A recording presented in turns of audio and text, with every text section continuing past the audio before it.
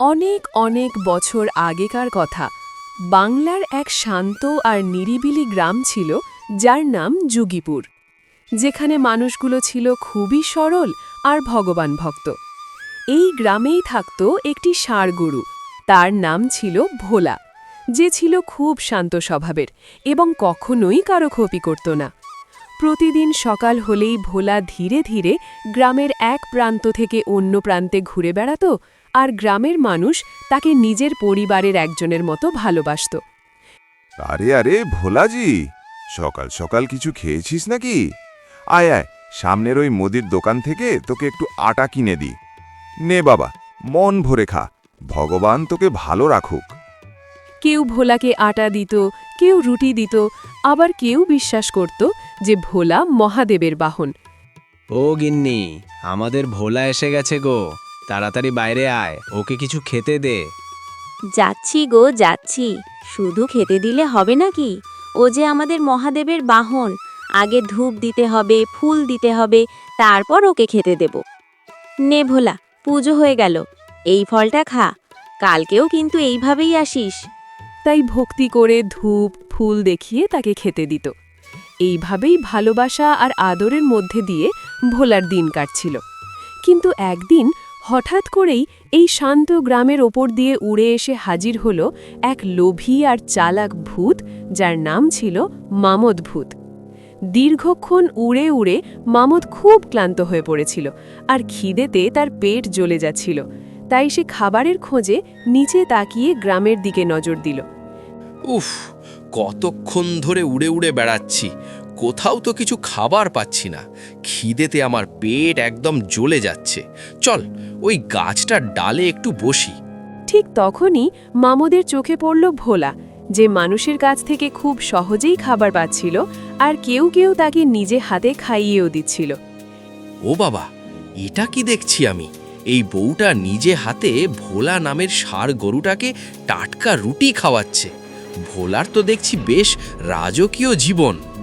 এই দৃশ্য দেখে মামদের মনে ঈর্ষা আর লোভ একসঙ্গে জন্ম নিল, এবং সে ভাবল, যদি একটা গরু এত আরামে থাকতে পারে, তাহলে সে কেন পারবে না? পেয়েছি, একটা দারুণ বুদ্ধি পেয়েছি। আমি যদি ভোলার মতো ষাঁড় গরুর রূপ ধরে ফেলি, তাহলে আমিও গ্রামের সব বাড়ি ঘুরে পেট ভরে খাবার খেতে পারবো। সেই রাতেই মামদ একটি ভয়ঙ্কর বুদ্ধি আঁটল এবং ঠিক করল যে সে ভোলার মতো ষাঁড় গরুর রূপ ধরে গ্রামের সব খাবার খেয়ে নেবে। পরের দিন সকাল হতেই মামদ নিজের রূপ বদলে একেবারে ভোলার মতো দেখতে একটি ষাঁড় গরু হয়ে গেল, যাকে দেখে আসল ভোলার সঙ্গে আলাদা করা একদমই সম্ভব ছিল না। আজ আমি আসল ভোলার আগেই সবার বাড়িতে পৌঁছে যাব, আর কেউ কিছু বুঝতে পারবে না।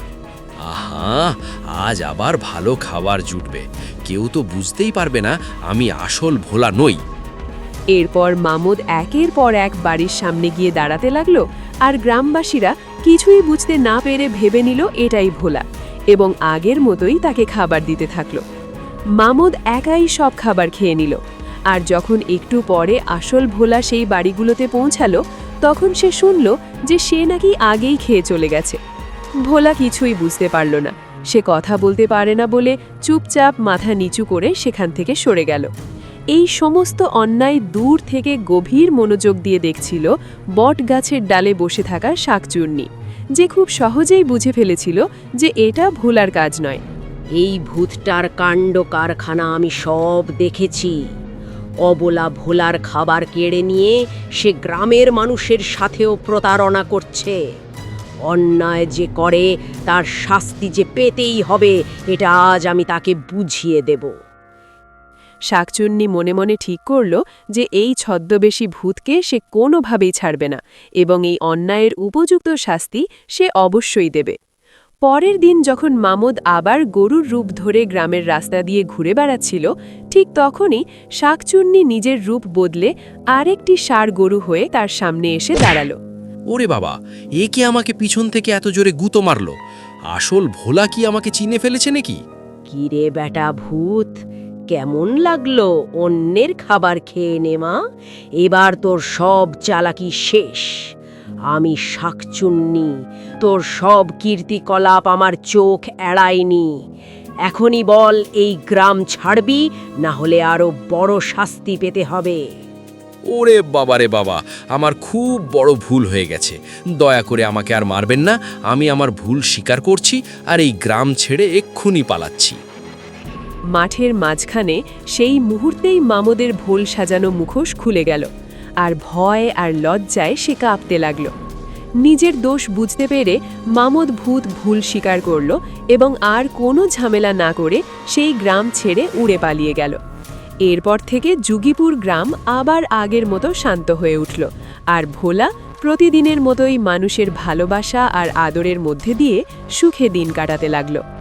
এই গল্প আমাদের শেখায় যে লোভ আর প্রতারণা কখনোই বেশি দিন টিকে থাকতে পারে না, আর নির্দোষদের রক্ষা করার জন্য সব সময় কোনো না কোনো ন্যায়ের শক্তি পাশে এসে দাঁড়ায়।